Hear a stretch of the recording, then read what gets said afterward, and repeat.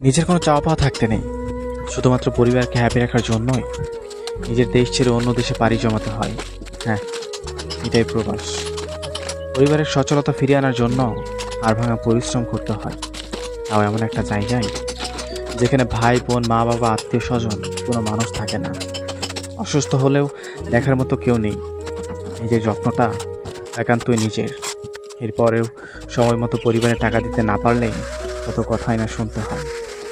দিন শেষে প্রিয় মানুষের সাথে একটু কথা বলার জন্য উতলা হলেও একটা সময় পর সেই প্রিয় মানুষটাই বিরক্ত বোধ করে। এমন অনেক মানুষ আছে যারা সময় মতো দেশে ফিরতে না পারার কারণে তার প্রিয় মানুষটিকে হারিয়েছে, অন্যের হয়ে যেতে দেখেছে। এই কষ্টগুলোও তার একান্তই নিজের, শেয়ার করার মতো কোনো মানুষ পায় না। এরপরেও মাসের শেষে তাকে বলা হবে, এই মাসে একটু বেশি করে টাকা পাঠাতে পারবি। কেউ এটা বলে না, বাবা তুই সেখানে ভালো আছিস তো? আমাদের সম্মান করা উচিত সেই সব মানুষদের যাদের হাড় ভাঙা পরিশ্রমে একটা পরিবার সচ্ছলতা ফিরে পায়, যাদের কষ্টগুলো সবসময় লুকানো থাকে, যাদের কারণে দেশ উন্নয়নের দিকে যায়।